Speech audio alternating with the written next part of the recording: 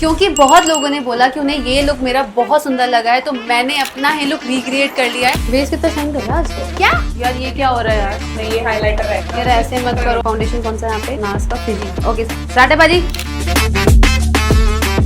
सबसे पहले आपको प्राइमर यूज करना होता है। यहाँ पे मैं यूज कर रही हूँ वो है milk makeup hydro grip primer. And जिनको लगता है कि प्राइमर यार क्या लगाना, एक एक्स्ट्रा लेयर हो जाएगी, आपको पता है आपका मेकअप खराब भी इस वजह से होता है क्योंकि आप लोग प्राइमर्स को नहीं यूज कर रहे हो। चाहे गर्मी हो, सर्दी हो, चाहे बरसात का मौसम हो, आपने हमेशा हल्का हल्का सा इसको मसाज करना होता है। प्राइमर यूज करने के बाद ना एक स्टेप होता है जो मैंडेटरी नहीं है, बट मैं करती हूँ क्योंकि मुझे अपने मेकअप में एक्स्ट्रा शाइन बहुत पसंद है, क्योंकि आजकल सबको डुई मेकअप बहुत पसंद आता है। तो आप एक क्रॉप क्रीम जो होती है या लिक्विड हाइलाइटर्स होता है वो यूज कर सकते हो। यहाँ पे अगेन मैं मिल्क मेकअप स्ट्रॉप क्रीम है वो यूज कर रही हूँ। आपको स्ट्रॉप क्रीम बहुत ज्यादा नहीं लगानी होती है, तो इसका कंसिस्टेंसी भी ना थोड़ा ऑयली है, तो मैं इसको बहुत कम लगाऊंगी। लेकिन इसको लगाने के बाद ना मेरा मेकअप जो है ना वो बहुत शाइनी हो जाता है, तो ये आप जरूर ट्राई कर सकते हो। पूरा यहाँ पे आपको शाइन दिख रही होगी। इस बेस पे जब आप मेकअप करोगे फ्लॉलेस अपने आप होगा। तो मेकअप में स्किन केयर बहुत ज्यादा मेन रोल निभाता है। अब यहाँ पे ना मुझे अपने डार्क सर्कल्स को, एक्ने स्पॉट्स को, पिगमेंटेशन को हाइड करना है। उसके लिए मैं यहाँ पे कंसीलर यूज कर रही हूँ। कम से कम 2 से 3 शेड डार्क कंसीलर यूज होगा, तब जाके मेरे डार्क सर्कल्स को हाइड करेगा। यहाँ पे मैं यूज कर रही हूँ नार्स का कंसीलर, और मेरे डार्क सर्कल अगर आप नोटिस करोगे तो इतने ज्यादा नहीं है कि मुझे प्रोडक्ट बहुत ज्यादा यूज करना पड़ेगा। तो मैं प्रोडक्ट को हल्का हल्का उन एरियाज में यूज करने वाली हूँ जहाँ पे मुझे प्रॉब्लम दिखती है। अभी कई लोगों मैंने नोटिस किया है कि थोड़ा सा यहाँ पे एक पिगमेंटेशन का पैच होता है, तो आपने यहाँ पे भी अपना कंसीलर जो है वो अप्लाई करना होता है। अब यहाँ पे मैं अपना ब्लेंडर यूज कर रही हूँ। जो ब्लेंडर होता है वो आपका ऐसा होना चाहिए कि आप इसको जब इस तरह से स्क्वीज करें तो इसमें से पानी नहीं आना चाहिए, लेकिन आपके हाथ में मॉइस्चर आ जाना चाहिए। अगर ये एकदम ड्राई होगा या एकदम पानी निकल रहा होगा तो भी आपका मेकअप खराब ही करेगा। नाउ जब भी आप ब्लेंडिंग करते हो ना तो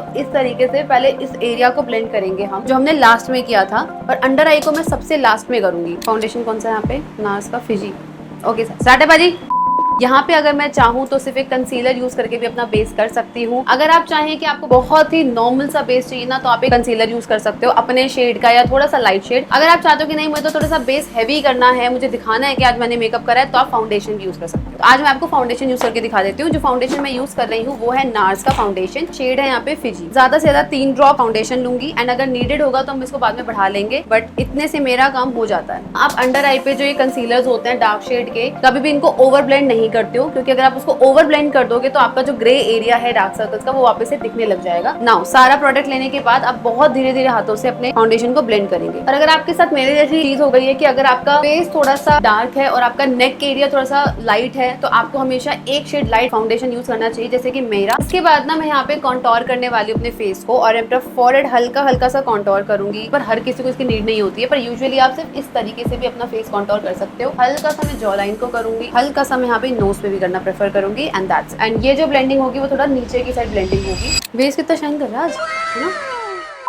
ऑलराइट, कॉन्टोर करने के बाद मुझे अपने फेस को हल्का सा हाईलाइट करने का आज मन कर रहा है। अंडर आई पे थोड़ा सा हाईलाइट करेंगे, ज्यादा हाईलाइटिंग तो मुझे खुद को भी नहीं पसंद। तो यहाँ पे मैं एक ऐसा कंसीलर लूंगी जो मेरे शेड से 1 से 2 शेड लाइट होना चाहिए। तो मैं इसका सिर्फ 1 ड्रॉप ऐसे लगाऊंगी, और यहाँ पे 1 ड्रॉप लगाऊंगी, हल्का सा इस साइड, हल्का सा इस साइड, एंड दैट्स इट। ज्यादा करते हैं तो वो एरिया कुछ ज्यादा ही व्हाइट हो जाता है, जो मुझे पसंद नहीं आता है। दिस इज नॉट, छोड़ मैं ऐसे कर लूंगी। को मैं बहुत धीरे धीरे हाथों से इस तरीके से ब्लेंड करूंगी ताकि ये एरिया मेरा हल्का सा हाईलाइट होना स्टार्ट हो जाए। अगर आप सिर्फ बहुत लाइट मेकअप करना पसंद करते हो ना, तो आप ये स्टेप आराम से स्किप कर सकते हो। इवन तो आप कॉन्टोर भी स्किप कर सकते हो, उसी जगह ब्रॉन्जिंग आप कर सकते हैं। कोई रूल नहीं होता मेकअप में, जितना पसंद आ रहा है वहाँ पे भी स्टॉप कर सकते हो। अब इसके बाद यहाँ पे मैं ब्लश का शेड लगाने वाली हूँ। आज मेरा जो आउटफिट है पूरा ही ब्लैक है, तो मैं ब्लैक के ऊपर ब्राउन लिप्स करना चाहूंगी। एंड जो मैं ब्लश है वो मैं थोड़ा सा पिंकिश टोन में लेके जाऊंगी और थोड़ा सा ज्यादा लगाऊंगी। और ये जो मैं यूज कर रही हूँ वो है हुडा ब्यूटी का strawberry cream blush filter liquid blush. And मैं आपको सच्ची बता दूं, जितने भी ये लिक्विड ब्लश होते हैं ना, इनको ब्लेंड करना इज सुपर इजी। तो उसको इस तरीके से प्रॉपर्ली ब्लेंड करूंगी, एंड ब्लश को मैं थोड़ा आगे तक लेके आऊंगी। आज आपका रेयर ब्यूटी का ब्लश के टुकड़े हुए क्या यार, ये क्या हो रहा है यार? नहीं, ये हाइलाइटर है, तो ब्लश उन्होंने वापस रख दिया। फिर यार ऐसे मत करो। तो गाइस इसके बाद ना यहाँ पे मैं एक अच्छे से लूज पाउडर से मेकअप सेट कर रही हूँ। मैं यूज कर रही हूँ लॉरा मर्सियर। सो गाइस जब भी हम लूज पाउडर लगा लेते हैं ना, तो काफी स्टूडेंट्स मेरे कहते हैं मैम मेरा मेकअप ड्राई दिख रहा है। मेकअप ड्राई दिखेगा लूज पाउडर के बाद, क्योंकि आपने उसको लॉक करना है, अदरवाइज वो ट्रांसफर होता रहेगा। लूज पाउडर की वजह से तो वो ट्रांसफर नहीं होता है। थोड़े टाइम बाद, मे बी आधा घंटा, मे बी 45 मिनट्स बाद आप नोटिस करना कि आपका जितना भी ग्लो था ना वो एकदम वापस आ जाएगा। तो गाइस यहाँ पे अब मैं जो है ब्लश अप्लाई करने वाली हूँ कि पाउडर सेटिंग के बाद ब्लश कॉन्टोर थोड़ा सा लाइट हो जाता है। थोड़ा सा मैं और बढ़ाने वाली हूँ। एंड अगर आपको लगता है लगता है कि नहीं यार ऑलरेडी बहुत ज्यादा ब्लश लग चुका है, आप स्किप कर सकते हो। I am telling you one thing, जब आप आई मेकअप कर लेते हो, लिपस्टिक लगा लेते हो, हेयर हो जाता है, बिंदी, लैशेस सब हो जाती है ना, आपको यही ब्लश कम दिखेगा। नाउ इतना होने के बाद अब यहाँ पे मैं ब्रॉन्जिंग करने वाली हूँ। एंड ब्रॉन्जर का जो ब्रश होता है वो थोड़ा सा टिल्टेड होता है, आप हमेशा ये याद रखा करो। हाइलाइटर मैं यहाँ पे यूज कर रही हूँ नार ग्लास का, आप कोई सा भी यूज कर सकते हो यार मेरे अकॉर्डिंग तो, बट हाँ इससे क्या होगा ना, आपकी शाइन बहुत अच्छी आएगी, कि आपको बिल्कुल भी चंकी पार्टिकल्स नहीं दिखेंगे। अब आप देख सकते हैं कि मेकअप अब धीरे धीरे ना वो जो ड्राइनेस पे था ना वो थोड़ा कम होता जा रहा है। अभी सेटिंग स्प्रे मारेंगे तो उसके बाद ना हाइलाइटर के इन सब के बाद ना आपका बेस जो है काफी डुई हो जाएगा एंड काफी ज्यादा हाइड्रेटिंग हो जाएगा। इन सबको करने के बाद एक लास्ट स्टेप होता है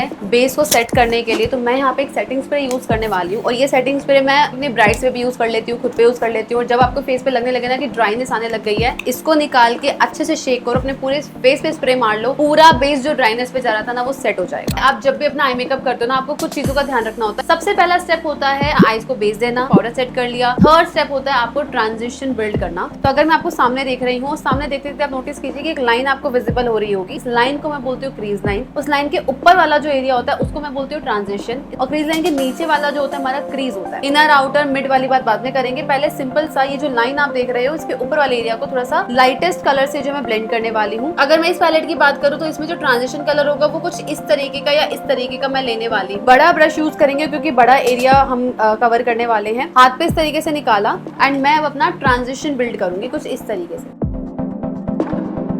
यहाँ पे मैंने कई लोगों को देखा, एक गलती करते हैं कि एकदम से प्रोडक्ट उठा लेंगे, हाथ पे नहीं निकालते और डायरेक्टली आईज में लगाना स्टार्ट कर देते हैं, जिसकी वजह से लाइंस होती है वो विजिबल होने लग जाती है, एकदम ही डार्क सा कुछ ट्रांजिशन बनने लग जाता है। सो गाइस इसके बाद ना नीचे वाला जो क्रीज एरिया होता है इसको को मैं कहती हूँ आउटर। ये इनर क्रीज एंड ये हमारा मिड क्रीज। इनर पे हमेशा लाइटेस्ट कलर आते हैं, आउटर पे आप थोड़ा सा डार्क में जा सकते हो। अगर आपको थोड़ा सा स्मोकी में जाना है ना तो आप ट्रांजिशन को लाइट करना है और जो पूरा क्रीज होता है उसको आपको डार्क करना होता है। यहाँ पे जो अब मैं ब्रश यूज कर रही हूँ थोड़ा सा उससे छोटा होगा ना, आप कंफ्यूज मत होना। ट्रांजिशन बड़ा था तो बड़ा ब्रश यूज किया गया है, क्रीज एरिया थोड़ा सा छोटा है इसलिए मैंने यहाँ पे छोटा ब्रश यूज करा है। लेकिन दोनों ब्रशेस आप देखो राउंड एंड फ्लफी हैं। फ्लैट ब्रशेस अभी हमने यूज करना स्टार्ट नहीं किया। सेम पैलेट में उठाने वाली हूँ, आपके पास जो भी पैलेट है आप वो यूज कर सकते हो। एंड इसमें जो ब्राउन कलर होगा ना मैं उस ब्राउन कलर को यूज करने वाली हूँ। मे बी मैं ये वाला कलर यूज कर सकती हूँ या फिर ये भी यूज कर सकती हूँ। तो बेसिकली ट्रांजिशन से थोड़ा सा डार्क कलर जो होता है वो मेरा क्रीज का कलर होता है। अब यहाँ पे मैंने ब्राउन कलर लिया, हाथ पे निकाला एंड इसको मैं बिल्ड करना स्टार्ट कर दूँ।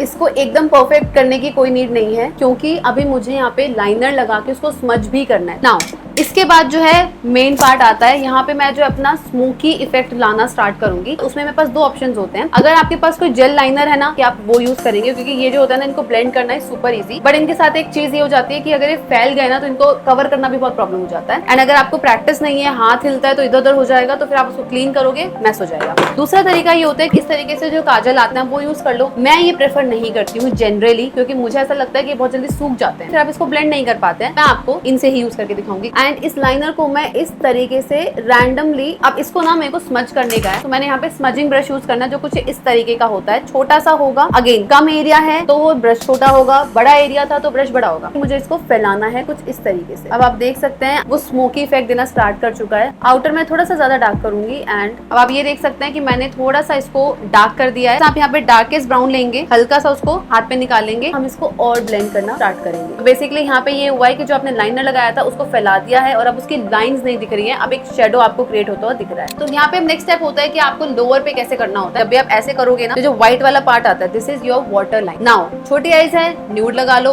बड़ी आईज है तो आप ब्लैक या ब्राउन भी लगा सकते हो। तो यहाँ पे मैंने इसको इस तरीके से करके हल्के हल्के हाथों से जो है लाइनर लगाना स्टार्ट करा। बहुत प्रिसाइज नहीं लगाना है, थोड़ा सा अगर इस तरीके से लगेगा तो भी चलेगा क्योंकि मुझे इसको भी तो ब्लेंड करना है। ऐसा नहीं है कि ब्लैक काजल लगाने के बाद मेरी आईज छोटी हो गई और बड़ी दिख रही है और अभी तो मेरी लैशेस लेंसेज आना बाकी। नाउ अब मैंने हल्का सा जो ब्राउन कलर लिया और उसको इस तरीके से स्मच करना स्टार्ट किया। नेक्स्ट स्टेप में यहाँ पे बहुत अच्छा सा एक मस्कारा अप्लाई करने वाले हैं। मस्कारा मैं यूज करने वाली हूँ यहाँ पे रेयर ब्यूटी का। तो मैं जिगजैग में हमेशा मस्कारा लगाती हूँ। सिर्फ और सिर्फ मस्कारा अच्छा लगाने से आप देखो लैशेस कितना ज्यादा कर्ल हो गई हैं। जब आप इतना हैवी आई मेकअप करते हो तो ट्राई किया करो कि अगर आप लैशेस लगा लोगे ना तो वो बहुत इंटेंस लुक लगने लग जाएगा। मैं लगाने वाली हूँ लैशेस। जो लैशेस मैं अप्लाई कर रही हूँ वो मिंक लैशेस है, वो ओवर हैवी लैशेस होती हैं। क्योंकि मेरे लुक में आई मेकअप भी हैवी है, लेंसेज भी लग चुके हैं, तो मैं लाइट लैशेस नहीं लगाऊंगी। So this is from LashUp brand और इसका जो शेड है वो है हॉटी। और कम से कम 10 से 15 सेकंड तक इसको ऐसे थोड़ा सा डैम्प हो जाने दो। कभी भी एकदम गीली लगाओगे वो सेट ही नहीं होगी, सूख जाएगी तो ऑब्वियसली चिपकेगी नहीं। तब मैं इसको यहाँ पे इस तरीके से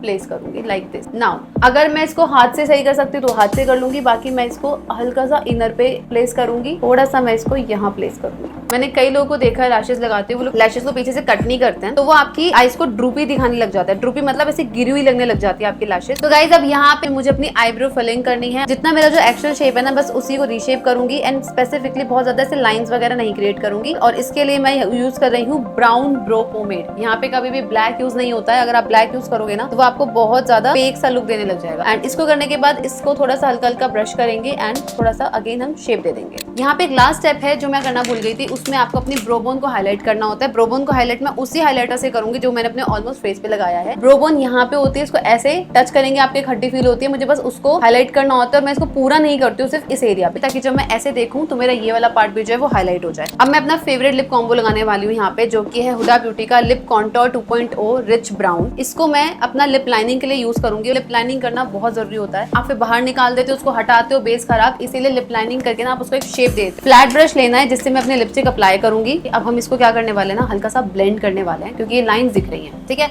सेम ब्रश लेंगे और इस लिपस्टिक को हल्का सा ब्लेंड करना स्टार्ट। आप देख सकते हो इस साइड और इस साइड में आपको फर्क दिख रहा होगा। यहाँ पे आपको लाइन प्रॉपर्ली विजिबल है, यहाँ पे हमने उस लाइन को ब्लेंड कर दिया। तो गाइज ये था मेरा आज का फाइनल लुक। नेक्स्ट वीडियो के लिए मैं इनसाइड के सारे मेकअप प्रोडक्ट यूज करके एक अच्छा सा लुक क्रिएट करूँ, अपना ऑनेस्ट रिव्यू दूं। अगर आप चाहते हैं कि वीडियो जब भी अपलोड हो जाए आपको पता लग जाए तो बेल आइकन पे हिट कर लेना और मेरे चैनल को सब्सक्राइब करना मत भूलना।